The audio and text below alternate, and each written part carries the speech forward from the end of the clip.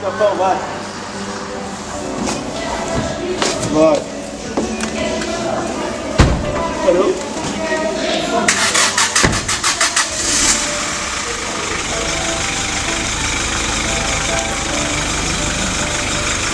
Agradecer o convite para estar aqui presente e que foi também acompanhado da sugestão de falar sobre, no caso, a grande obra pública, o Museu dos Coches, que eu acho que o Museu dos Coches é uma grande obra pública e principalmente uma obra pública e, portanto, irei falar um pouco sobre isso, mas adiante, porque agora gostava de falar um pouco sobre algumas coisas que foram aqui ditas e um pouco também sobre aquilo que nos trouxe aqui todos agora, hoje, nesta espécie de reação a uma situação que está latente e que nos preocupa. E, de alguma forma, hoje também, aqui com alguns pares da minha idade, da minha geração, lembramos um encontro que tivemos em quase semelhante a este, pelo menos da modo como foi espontaneamente organizado e muito otimista, no sentido de que então tinha que se encontrar um caminho ou perceber em que situação é que estávamos, que se passou há 15 anos e foram os encontros de Serpa e que vocês talvez tenham ouvido falar. E, de facto, há pouco falava com uns amigos meus e pensávamos se não tinha acontecido outro encontro nestes 15 anos, pelo menos desta natureza. Isso talvez não tenha mesmo acontecido. Dá a ideia que passaram 15 anos, portanto não sei quando é que volta a haver o próximo, espero que seja antes, mas se for daqui a 15 anos, talvez também seja bom sinal, não sei se sim, se não. O que sei é que, de facto, nestes 15 anos apareceram, como tem sido aqui dito, cerca de 15 mil, 12 mil arquitetos novos em Portugal, formados neste boom da produção de arquitetos, com o problema que está identificado de uma construção de arquitetos a mais do que aqueles indispensáveis ao país, mas aí entra outro problema, que é perceber se temos que fazer os arquitetos que servem ao país, então andamos a lutar pela globalização, o mundo é todo uno, andamos agarrados à internet e depois de repente queremos saber se os arquitetos servem ao país. Se calhar sim, mas quer dizer, não sei se é garantido que seja essa a maneira de aferir o número de arquitetos que tenho que produzir. Por outro lado, e contra mim falo, porque também dou aulas, saber como é que o ensino propriamente dito, então, para lá de ser muito extenso em número de alunos, como é que se deve ir adaptando às diversas situações. Eu julgo que aquilo que aconteceu, e é um pouco isso que também, e hoje acho que foram ditas aqui coisas bastante interessantes e estou entusiasmado com muitas coisas que eu ouvi, mas parece-me que um dos aspectos fundamentais tem a ver com a capacidade do ensino se ir adaptando às diversas realidades. E o que se passou em Portugal, concretamente, foi que, por um lado, produziram-se arquitetos como nunca, ao mesmo tempo que, como alguém dizia, as grandes obras públicas, as infraestruturas foram feitas e, com um olhar um pouco distante, é fácil compreender que há ciclos de construção, de desenvolvimento no mundo. Portanto, uma ideia otimista que eu tenho é que o mundo sempre se construiu e sempre se continuará a construir, quer dizer, nós vivemos no universo da construção, quer dizer, curiosamente nós somos arquitetos e estamos próximos desse mundo da construção. O mundo todo ele é a construção. Nós todos os dias, desde que acordamos até nos deitarmos, todos nós, os outros também, estamos num território construído. Portanto, sobre o facto do mundo se continuar a construir, temos a certeza que sim, que se vai construir sempre. Portanto, essa questão não se põe. A questão que se põe é saber onde é que nós podemos entrar e o que é que nos fez estar nesta condição agora um pouco desajustada, entre temos muitos arquitetos cheios de habilidade, que é o que nós temos efetivamente em Portugal, e um mercado que não está a absorver ou a desejar ou a interagir do ponto de vista da experiência de trabalho direto. Eu penso que nós temos que rever um bocadinho a nossa condição e aproveitar, e de facto estes períodos de um certo abrandamento servem exatamente para isto, que é para nós nos sentarmos a falar e perceber onde é que falhámos, quer dizer, ou se é que falhámos, mas eu julgo sim que falhámos um bocadinho talvez, numa consciência do que é, onde é que nós entramos e para que é que nós servimos, quer dizer, a arquitetura serve a quem, serve para quê?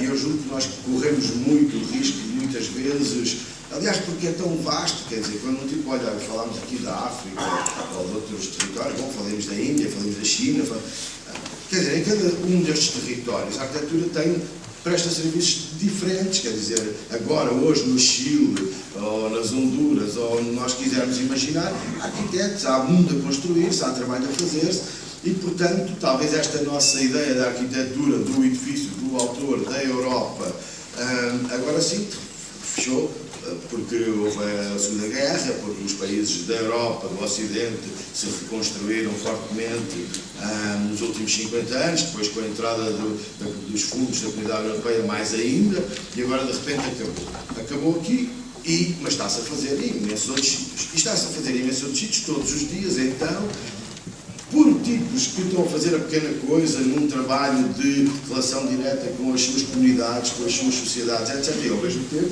os que o nosso amigo Paulo Martins Barata falava, as grandes companhias, com os 500 arquitetos que fazem as grandes obras de cidades inteiras, então, no Middle East, no Médio Oriente, onde for, em Hong Kong e por aí fora.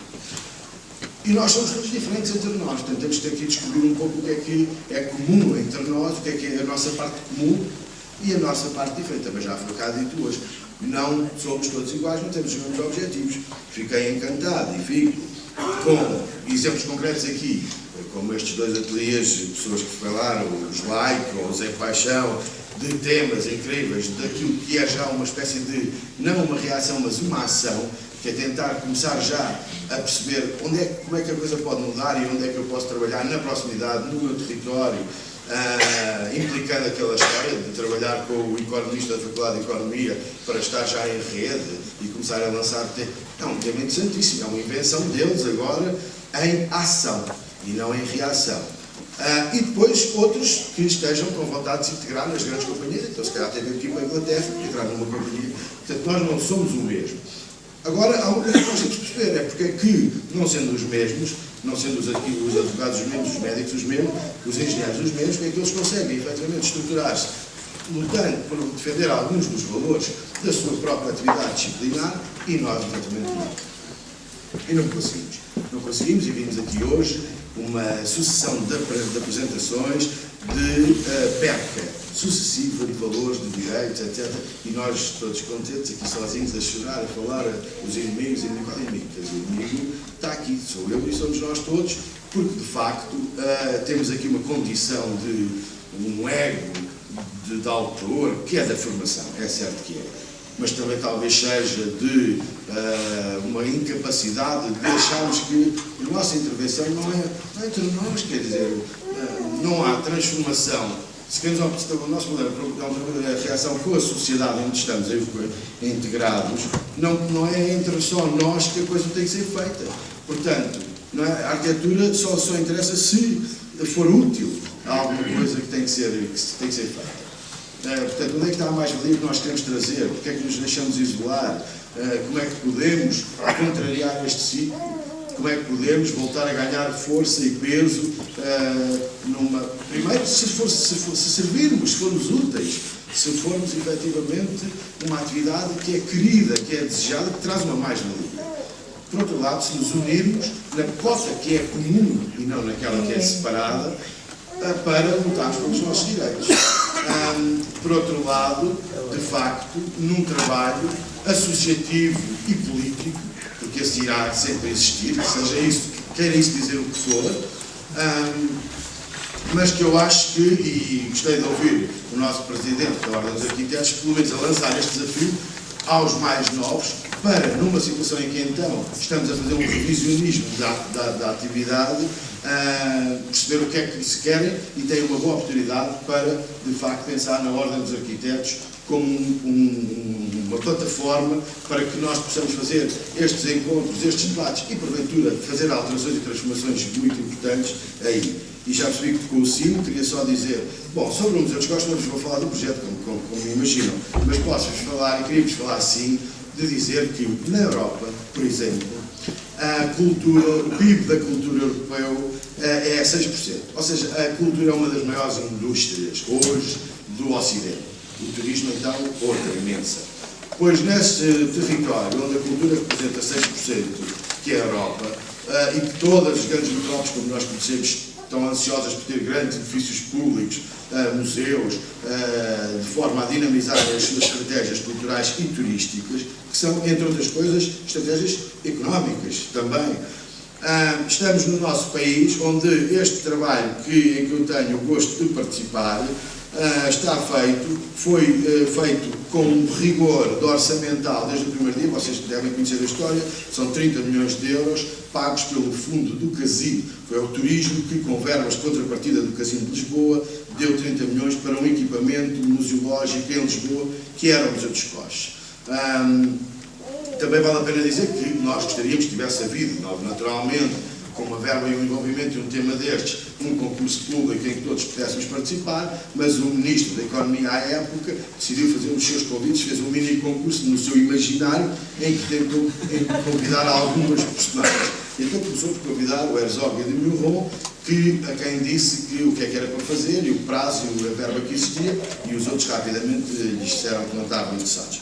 Depois andou a namorar a Zaha Hadid, e que também, com uma dificuldade qualquer, a coisa não pegou. E depois, finalmente, tivemos, eu acho que foi uma sorte, encontrou o Eduardo Souto Moura e o Álvaro Siza, que num dia lhe disseram: mas você está, porque é que não convidou o arquiteto Paulo Mendes da Rocha? E ele, que se calhar não fazia ideia quem era o arquiteto Paulo Mendes da Rocha,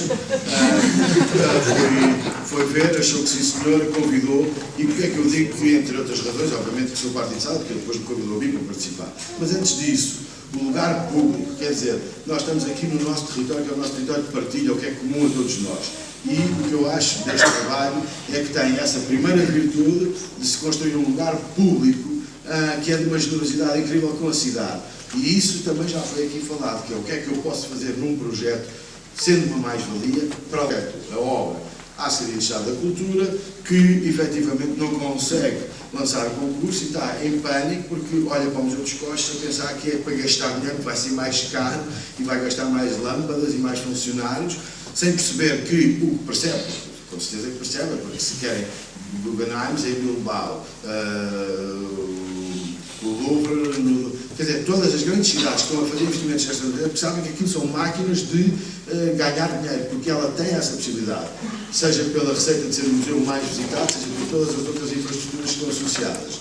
E nós continuamos com esta visão mínima, digamos, de não ter uma perspectiva de complexos, praticamente, de achar que a cultura não pode ser economia, não pode gerar receitas, não pode... Quer dizer, são coisas que nós todos devemos refletir e o nosso trabalho passa muito por aí. Não vos tomo mais tempo. Muito obrigado.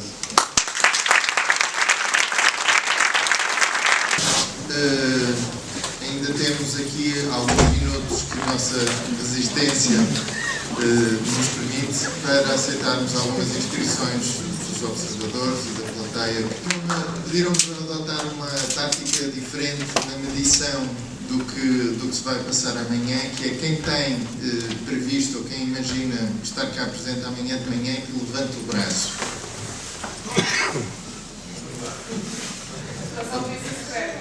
Aprovado por maioria.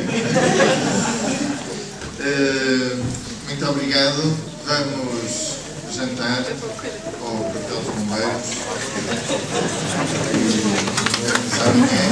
A quem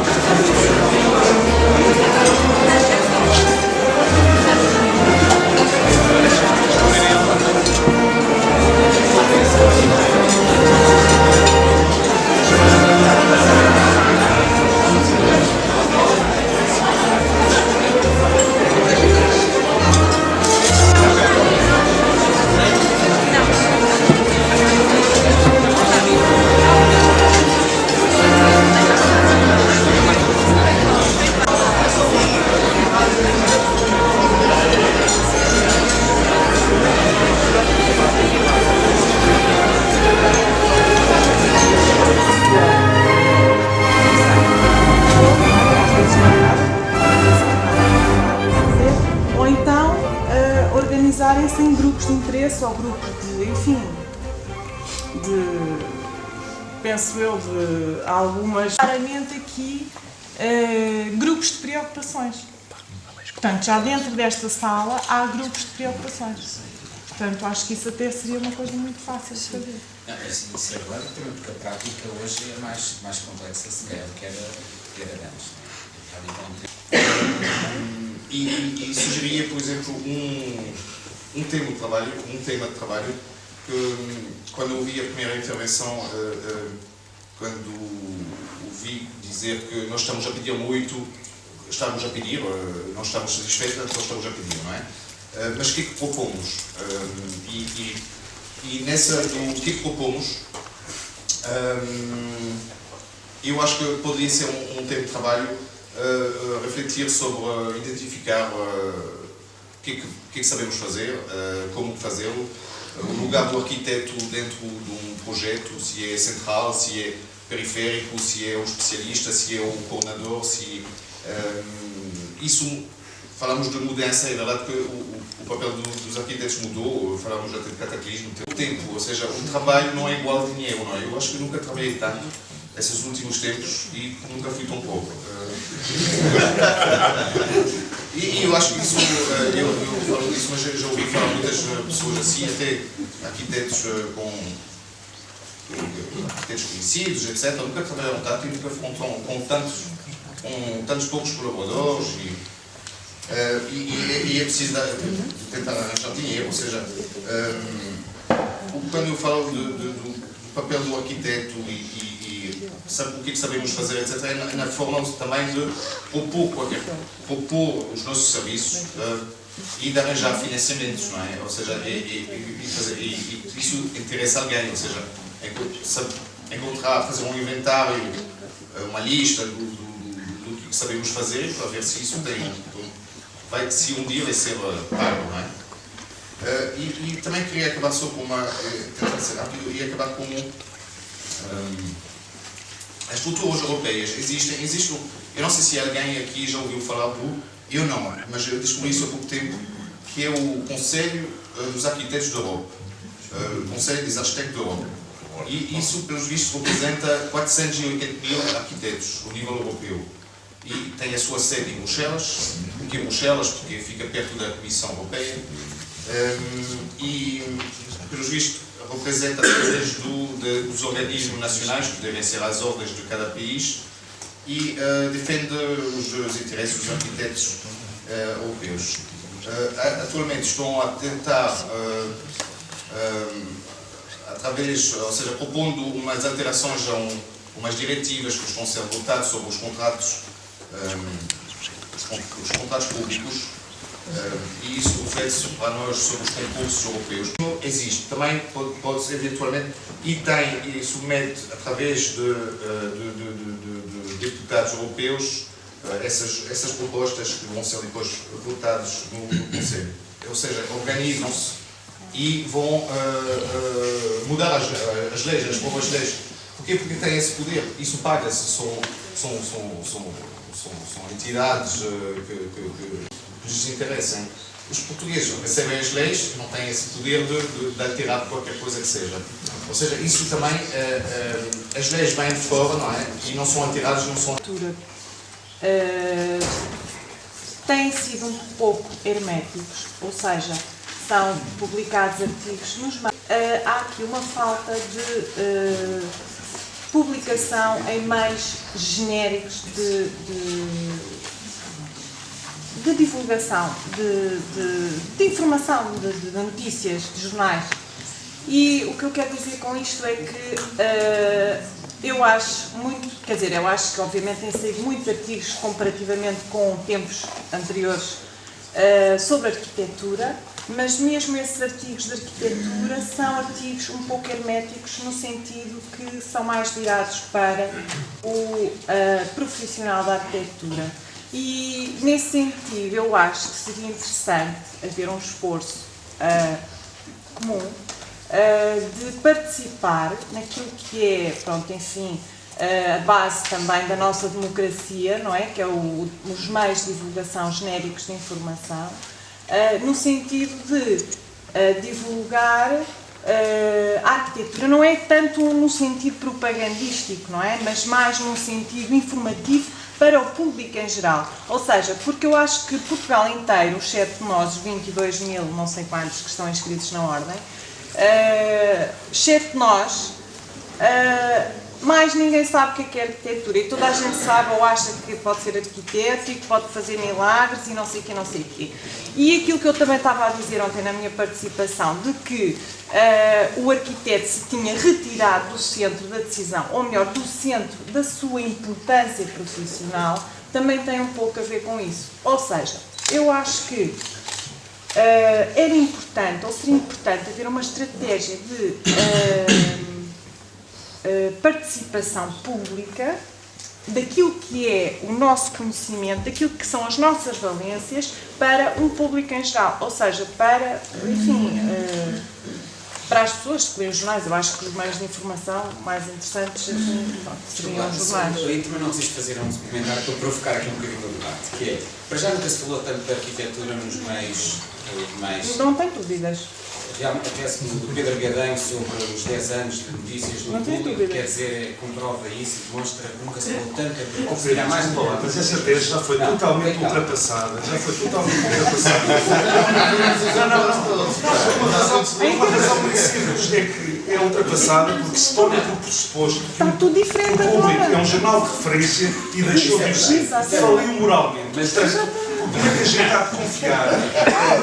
Portanto, o problema é criá-los. Não é? Eu não quero difundir qual é a relevância da arquitetura no público porque não acredito nessa instituição. Vais ao Valverde. 20 mil, Vais ao Valverde. 20 mil, Vais ao 20 mil, Valverde. está tudo. Pá, é um problema de escala. Não, mas atenção, atenção. Atenção, há vocês vão muitos... ao Valverde e vão ver... E a malta leu o público.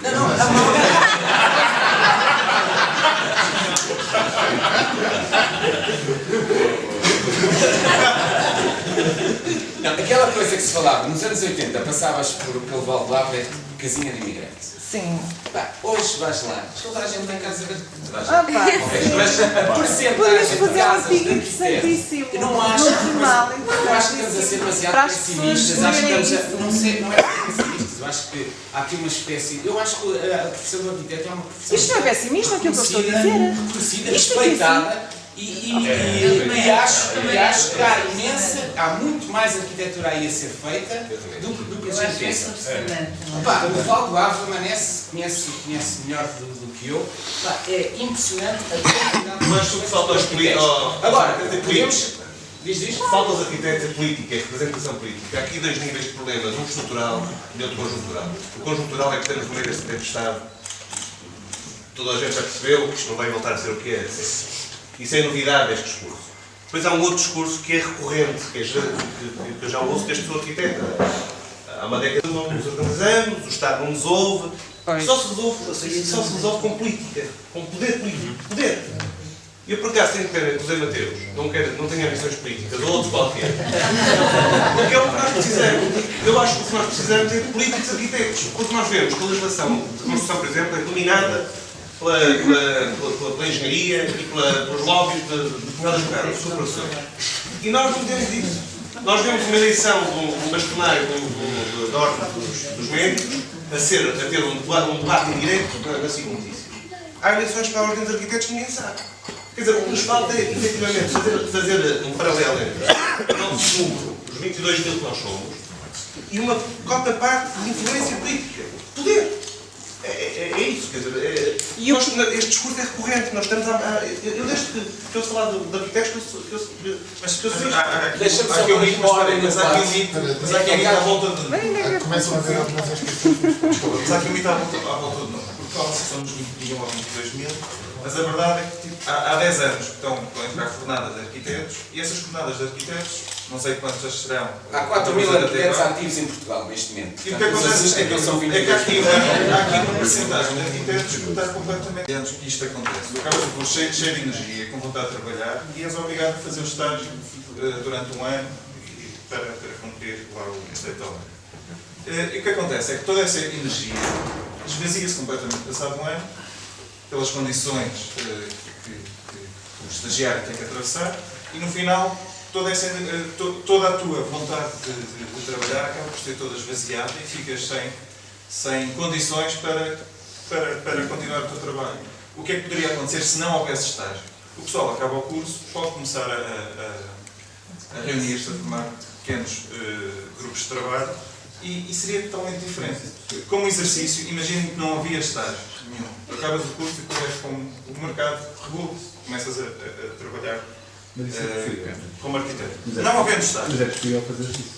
É possível trabalhar a tua prática e teres um patrão que valide a prática que fizeres, não é? Com números. Agora, eu gostava de retomar um bocadinho, temos estado sempre dentro do tema, mas dizer o seguinte. Bem, a relação com o público, obviamente, é uma relação que os arquitetos têm de forma prejudicada, não é? Porque, de facto, não há canais, nem há, por parte, digamos, dos mídias, um grande interesse em vir aos arquitetos, mas quando ele se manifesta, por vezes, se calhar, os arquitetos também não respondem devidamente. Por exemplo, a nível regional, que eu tenho um bocado essa experiência também, acho que, pelo menos na zona de Leiria, a vontade dos mídias saberem dos arquitetos também opiniões existe. E é já uma prática mais ou menos, enfim, corrente. Mas a nível do país, se calhar, não é bem a mesma coisa, e a nível nacional, enfim, de uma forma mais abafada das regiões, mas a nível, digamos, do nacional também, talvez não seja, não é de facto isso. E há realmente um grande abandono do público face àquilo que é o mundo que é o nosso, não é? Alguns foram aqui continuados. Portanto, acho que essa energia e esse capital não deveria ser perdido.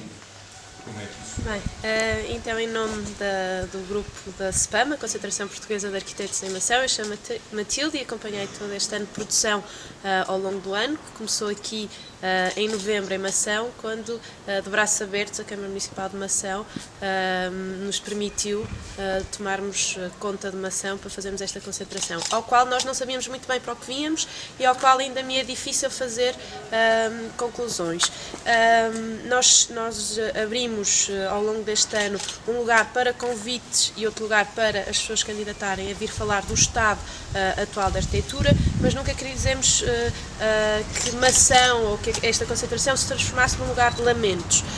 Hoje, já depois de passada a concentração, a maratona em que 50 arquitetos vieram cá para falar e outros 120 se juntaram a nós, hoje na escola primária, um edifício também muito simpático para nos receber e acolher, continuamos a levantar algumas questões. Portanto, o que será, o que garantimos nós, produtores de toda esta concentração, é que haverá um lugar para a plataforma ser ainda mais visível. Ao longo do ano fomos sempre publicando coisas do que estava a ser passado a nós, como preocupações de arquitetos, como alternativas, como formas de estar. Uma conclusão que é muito evidente e que agora está aqui a ser pano ou lugar para charneira de mudança para pensar o futuro da arquitetura, é o papel politizado, e neste caso não queremos dizer partidário, queremos dizer politizado, do arquiteto. Portanto, fazer parte de decisões políticas e não ser uma classe que quando faz uma greve, ou que nem sequer faz sentido fazer greve porque não existe na sociedade, que não é bem recebida na figura do cliente privado ou do cliente público. Portanto, nós próprios também temos de ter um papel mais ativo nas decisões políticas da própria sociedade. Esse é sim. Outras questões levantam-se mais com o papel da ordem, em que se deixem aberto se deve ser uma ordem sindical ou uma ordem patronal, e é tudo isso que se começa a levantar como questões. E claro, muitos arquitetos para a construção, muitos arquitetos para o ensino também não sabemos dar essa resposta, mas o que aqui é importante é que realmente as questões estão a ser levantadas e não são só lamentos.